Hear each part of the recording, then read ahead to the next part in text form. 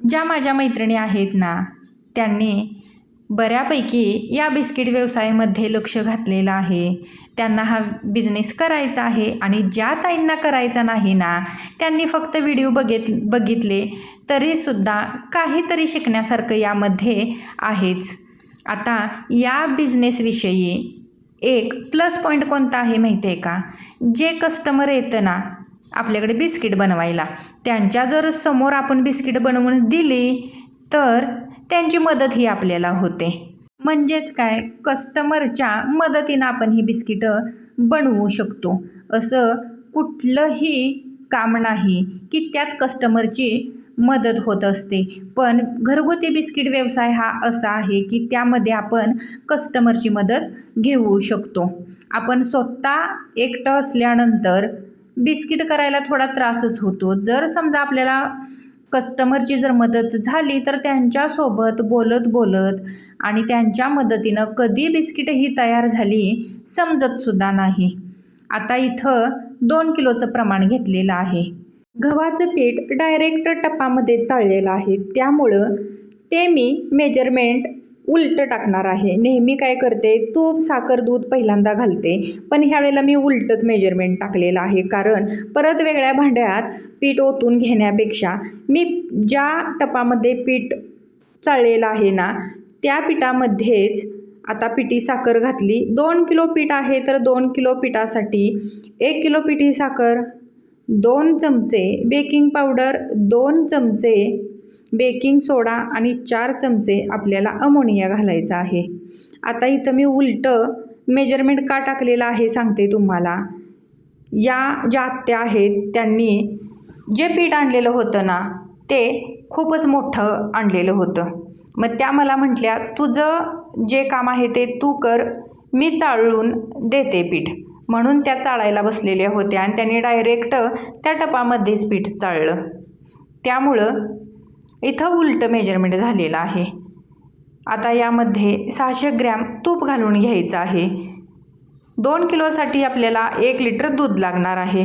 ते सुद्धा यामध्ये आता घालून घेऊन पीठ चांगलं मळून घ्यायचं आहे.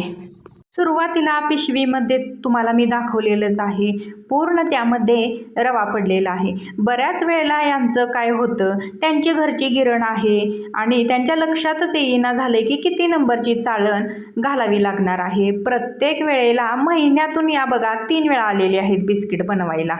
म्हणजे त्यांनी जवळजवळ 6 ते 7 किलो बिस्किटं माझ्याकडून बनवून नेलेली आहेत. पण प्रत्येक वेळेला प्रॉब्लेम झालेला आहे, बारीक चाळणीनेच पीठ चाळून घ्यावं लागलं. एका ताईंनी मला सांगितलेले की चाळण किती नंबरची वापरायची पीठ चाळायला.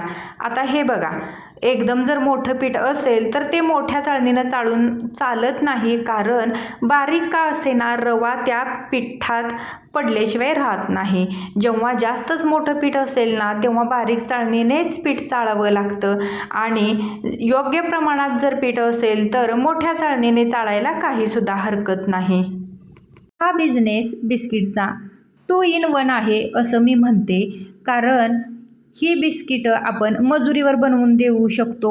समजा आपल्याला इन्व्हेस्टमेंट यामध्ये करायची नाही तर फक्त आपण ओव्हन जर घेतला तर मजुरीवर मटेरियल द्या आणि मजुरी फक्त मला द्या आणि मी बिस्किट बनवून देते, असं सुद्धा आपण करू शकतो.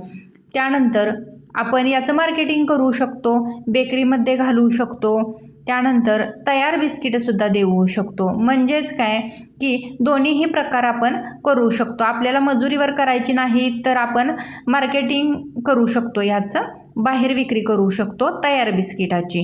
किंवा आपल्याला इन्व्हेस्टमेंट करायची नाही तर मजुरीवर फक्त हा ओव्हन चालू शकतो किंवा आपला बिझनेस चांगला सेट होऊ शकतो. गेल्या वर्षी मी सखी मंच ग्रुप जॉईंट केला आणि त्यातूनच मला भरपूर ऑर्डरी यायला लागल्या. त्या ऑनलाईन नव्हत्या तर ऑफलाईन ऑर्डरी होत्या. 16 खेड्यातील या सगळ्या स्त्रिया होत्या. काही घरातून काम करणाऱ्या होत्या, काही घरकाम करणाऱ्या होत्या, तर काही स्त्रिया या पूर्णपणे बिझनेस त्यांचा सेटल झालेल्या होत्या. अशा महिलांच्या सोबत माझी ओळख झाली आणि त्यांनी माझ्याकडून बिस्किटं ऑर्डर केली. ऑनलाईन ऑर्डर नव्हती ही, तर ऑफलाईन ऑर्डर होती. मी त्यांना जाऊन भेटत होते, त्यांना बिस्किटं पोच करत होते आणि असा ग्रुपवरती बघा त्यांचा रिप्लाय आलेला होता. मी तसाच तो माझ्या मोबाईलमध्ये ठेवलेला आहे आणि ते तुम्हाला मी दाखवण्याचं कारण म्हणजे काय, या पद्धतीनं आपण हा व्यवसाय करू शकतो. मजुरीवरच ही बिस्किटं तयार करून द्यायला पाहिजेत असं काही नाही, तर तयार बिस्किटाची सुद्धा अशा वेगवेगळ्या प्रकारे आपण विक्री करू शकतो. आता हे पीठ सगळं मळून झालेलं आहे आणि याचे आता छोटे छोटे गोळे बनवून घेते. आता इथं बघा यांची खूप मला मदत झालेली आहे. त्यांचीच बिस्किट आहेत, पण त्यांचीच मला मदत होत आहे. पैसे तर मला ते देणारच आहेत. यामध्ये असं काही नाही की पैसे कमी आपण घेतो आणि जी बिस्किटं आपण स्वतः बनवतो त्याचे पैसे जास्त घेतो असं काही नाही. मटेरियल काही जणांना वेळ नसतो तर ठेवून जातात, त्यांचे पण पैसे तितकेच घेतले जातात आणि जी मदतीला थांबतात त्यांचेसुद्धा तेवढेच पैसे घेतले जातात. आता ही सगळी बिस्किटं आपली एका वेळेला बसणार नाहीत, तर 6 ट्रे एका वेळेला बसणार आहेत, म्हणजे 1 किलोचे बिस्किट बसणार आहेत आणि दुसऱ्या बॅचमध्ये आपण 1 किलोची बिस्किटं बेक करण्यासाठी ठेवणार आहे.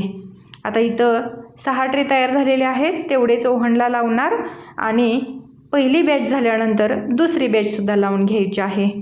160 ओव्हनचं टेम्परेचर ठेवायचं आणि 160ला ट्रे घालायचे, 160ला काढायचे. 20 मिनटं बिस्किटं बेक करायची आहेत आणि अशी बघा क्रिस्पी आणि सुंदर बिस्किटं तयार झालेली आहेत. तुम्हाला जर घर बसल्या मागवायची असतील तर दिलेल्या व्हॉट्सअपला हाय करा, सगळे रेट मिळतील आणि त्याच्यावर बुकिंग करू शकता.